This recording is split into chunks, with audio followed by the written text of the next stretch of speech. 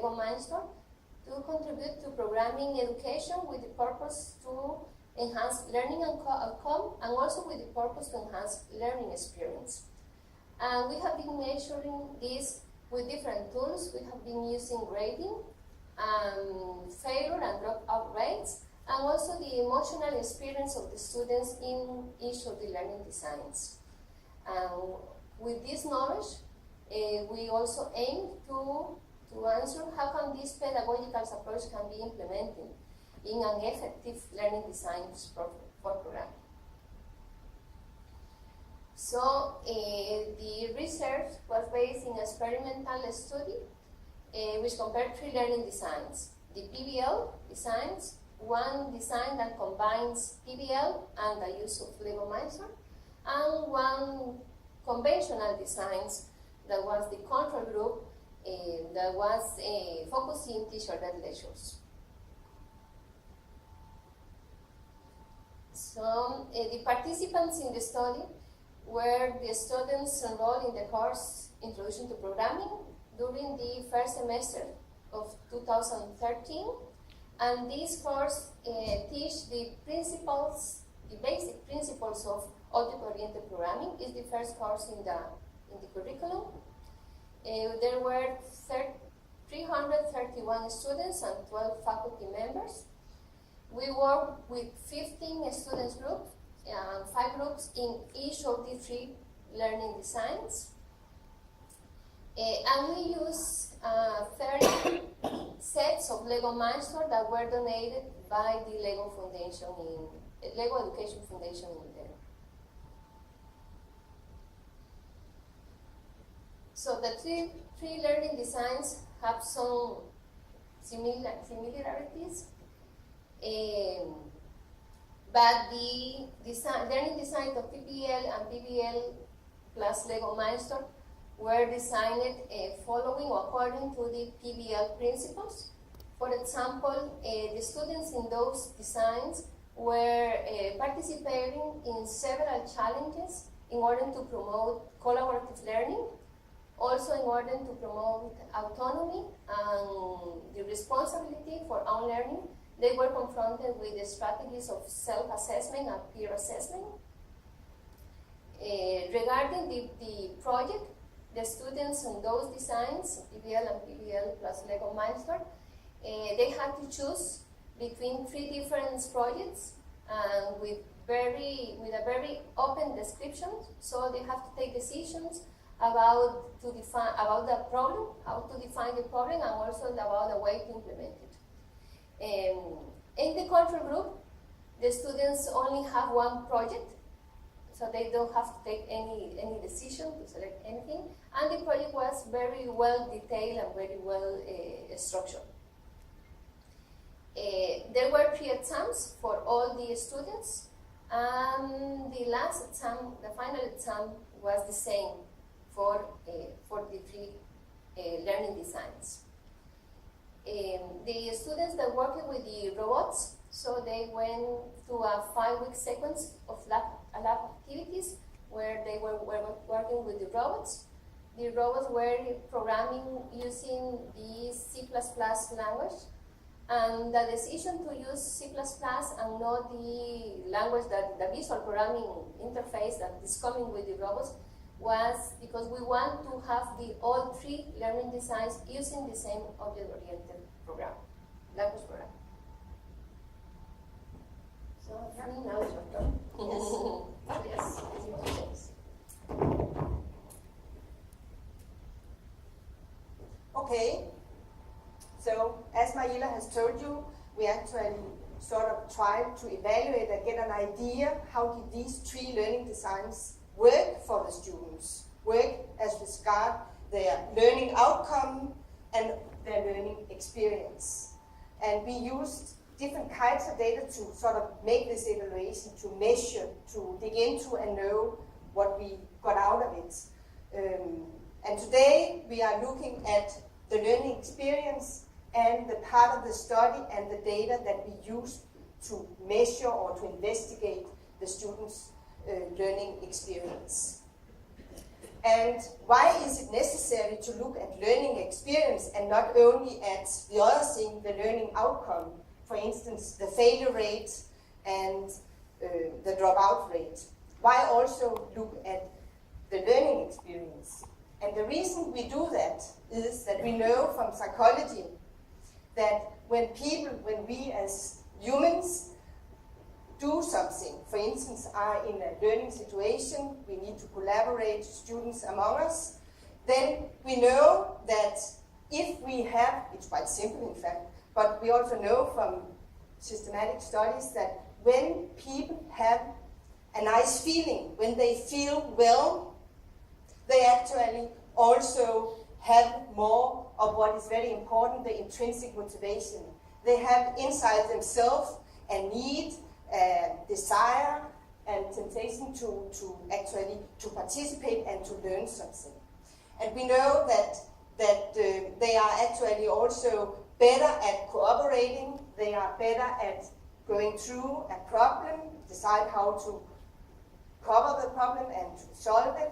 And we know that they are better also to understand the situation. And because an important part of the Costa Rican project was actually to increase the students' ability to work into groups, to collaborate among themselves, but also with the teachers. That an important part of the project was to increase these abilities. It was also important for us to try to find out whether we actually obtained these abilities among the students. So, what we did in order to get this feeling or knowledge about how did the students actually feel about the learning designs? How did they feel about the classroom teaching? How did they feel about the fact that they should work with Lego robots? How did they feel about that they got realistic problems that they needed to solve in a problem-based learning environment? And to know this, we tried to get a different set of data, quantitative data and more qualitative data. So by the walking interviews, we tried to get insight, explanations, opinions, and actually also to grasp a bit the environment, these feelings, how the students actually felt about the learning. So, and it was me who did that, I went around with the students while they were working with their problems, while they did this part of the learning design where they made problem solving or problem-based learning. And the walking interview or walk-along method, it's a method where the researcher walk along. They try not to sort of influence, but they ask, and they also try sort of have the opportunity to get a feel for the feeling or the environment, what's going on. So I went around with 2 groups for each of the learning designs. So that was 6 in total, and of course that is not much data, but it is qualitative data. And I got their opinion, and I got an idea how they were working, what was going on, whether they actually could collaborate, etc., etc.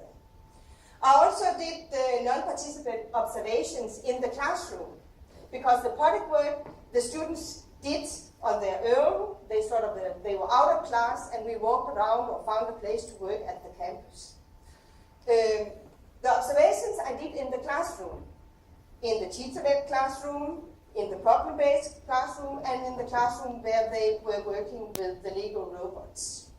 So there I just was the fly on the wall, trying to get a sense, a feeling, what's going on here, how is everything going on. Then we also used semantic differential questionnaires. And it was because I forgot to tell you that in the observation I also went into 2 classes for each of the learning designs. So qualitative data and not for all the population.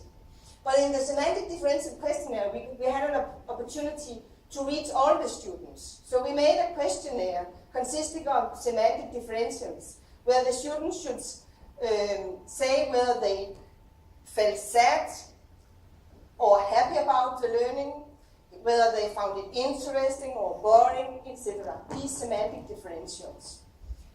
So there we got more, in a way, more exact, more concrete information about the field, because there we allowed them actually to say, this is what we feel about it. And then, when we had made these studies, we looked at the data, we tried to make some conclusions, and then we presented the conclusions at 4 focus group interviews, because we had interviews with students from the control group, students from the BPL group, students from the Lego Mindstorm group, and the professors. And the purpose of these focus groups was actually to present the results, how we interpreted what we have seen, and to get sort of their verification or discuss the results with them to broaden up our picture of what's going on. So that was the methodology. Here, it's just to give you a feeling about this semantic differential, because I'm going to show you in a minute the result from this. As I said, we made 12 pairs of adjectives related to feelings you could have about the learning designs: sad, happy, annoyed, comfortable, satisfied, etc., etc. And 229 students in total filled out the questionnaire, and you can see 70 students from the control design, 86 from the BPL, and 73 from the PBL and Lego Mindstorm. And what did we find out? I'll try to show it to you here. Of course, we divided the results into the blue, the control group, what did they feel, the PBL group, the red one, and the green one, PBL plus the Lego Mindstorm.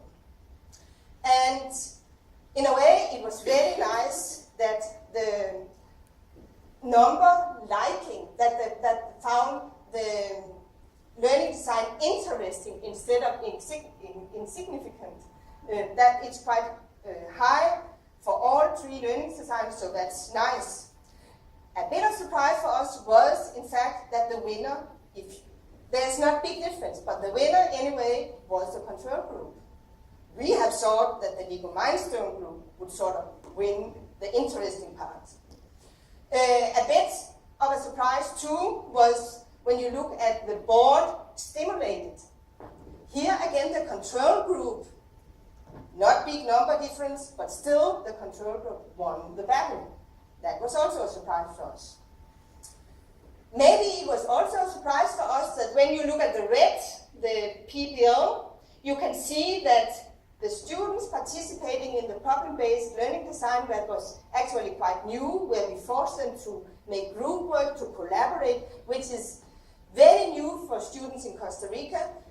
Actually, they felt more comfortable, more satisfied, more delighted, and also more safe.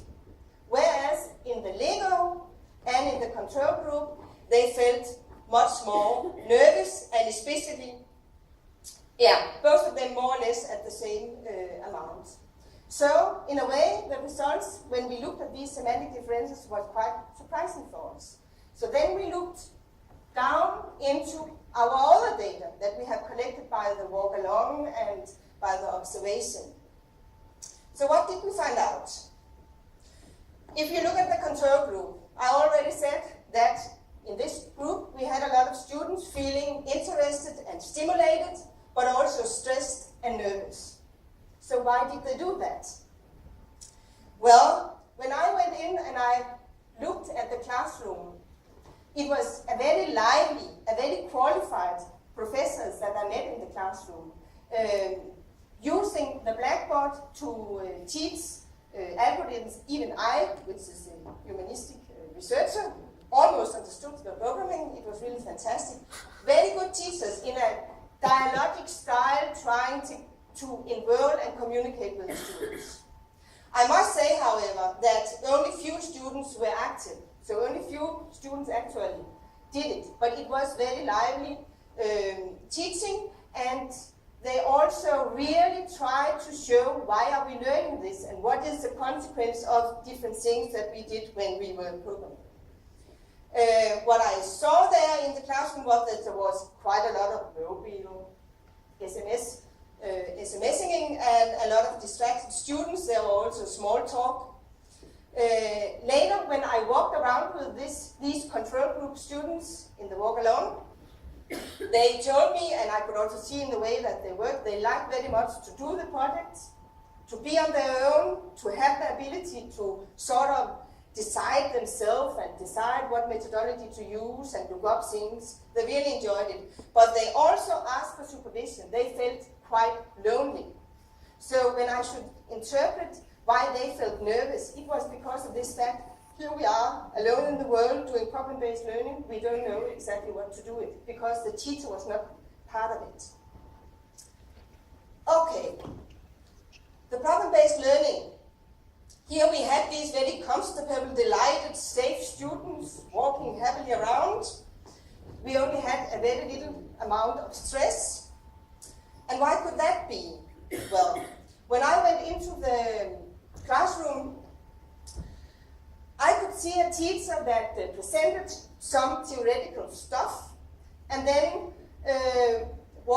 then also handed out a small task that the students were working with. And they didn't sit like you are sitting here in that classroom. No, they sat in their groups around tables in the classroom. So already said. So every time sort of the teacher let loose the conversation in the classroom, they were discussing among themselves. So there was discussion and collaboration. The teacher walked around, and in fact, most students were active, participating, and I also think because of the way that they were sitting, very few mobiles was in use in these classes, and like the rest of them, they actually liked very much the project work.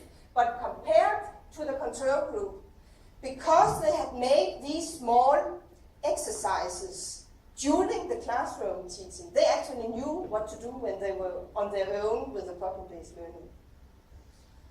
So I think that's the reason why they felt more delighted. Then we had the Lego Milestone. They were so happy that they were the one who had been chosen to work with Lego. That was fun.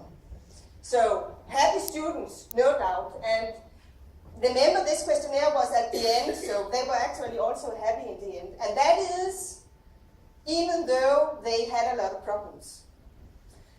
And we also see that in the semantic scaling, that they actually are quite nervous and stressed.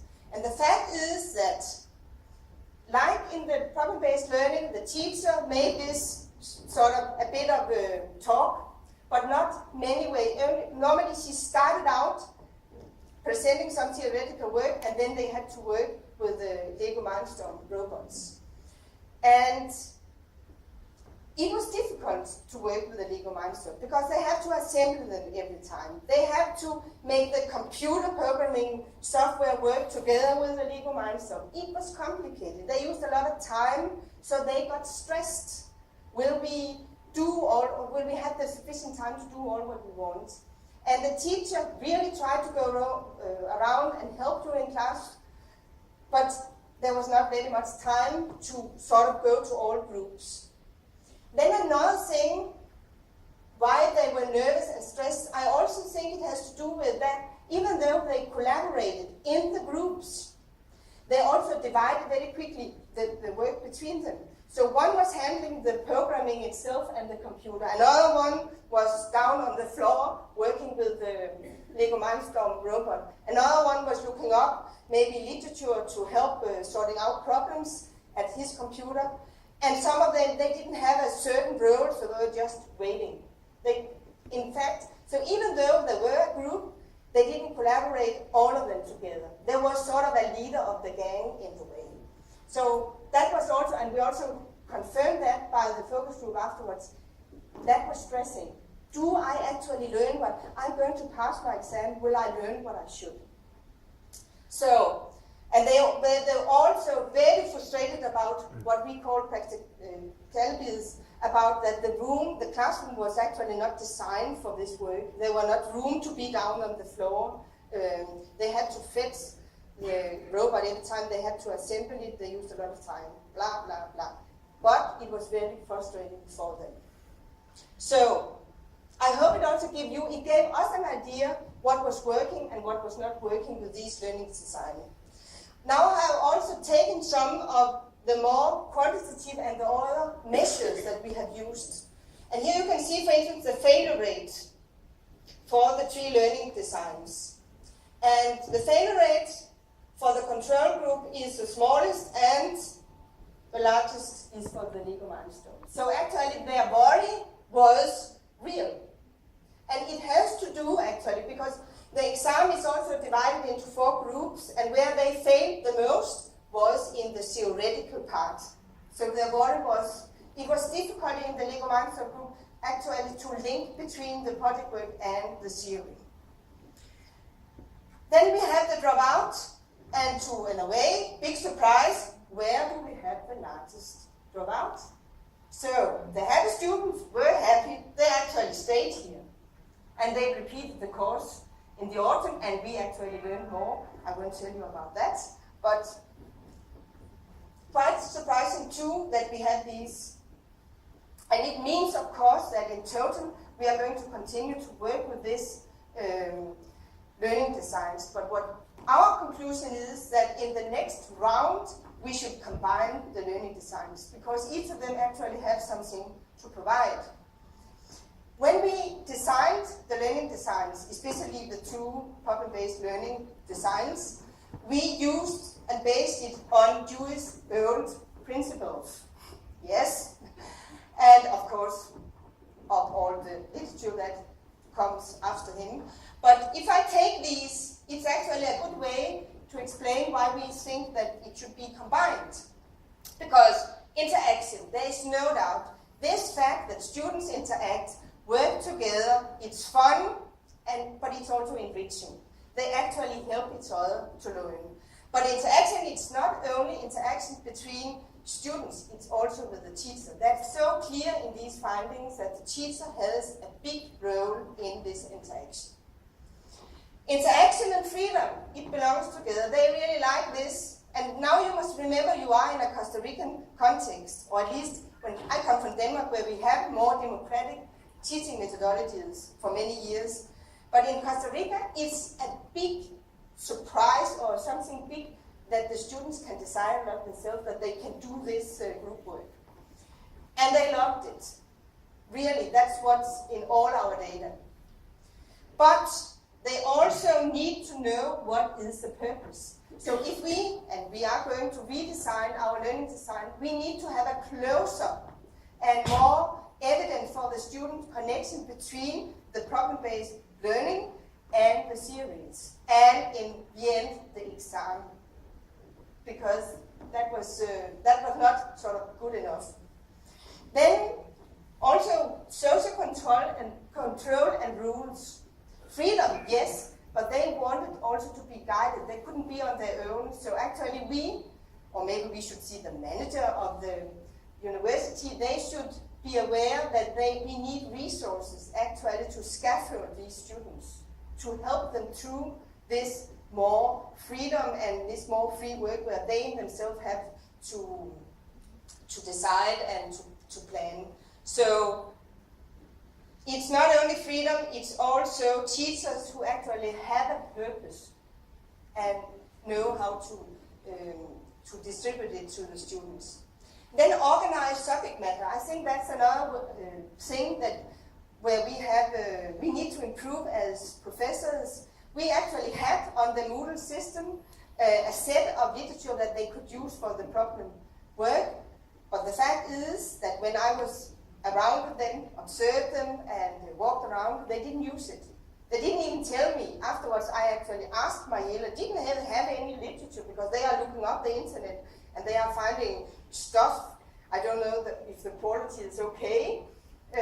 But they had it, but they didn't, they sort of forgot about it. So this about social control is also about mediating, maybe even demanding better that they use this material. And then continuity, I can't say that in English, I'm sorry. But that things should be, they should sort of continue. I think that's another lesson learned, that not one big project, but actually smaller projects that slowly but steady in line with the theory or the programming the methodologies that they are learning sort of go on and in the end sort of close everything. So that's another last point. So I hope that that gave you an idea. We have tried here to compare quite systematically three learning designs. In a way, we have thought that maybe the Lego Mindstorm would sort of get the battle and be the best way to teach. It was not. But in fact, there was no winner. All of them had their advantages. Also, the teacher-led class. So that is our conclusion for this study. And it wasn't. But there is that underlying variable of not exactly the same minus the platform, arrays. So there's really two uncontrolled variables. And there's the difference in the problem set. How-based learning group did you control for whether or not they were seeking the answer on the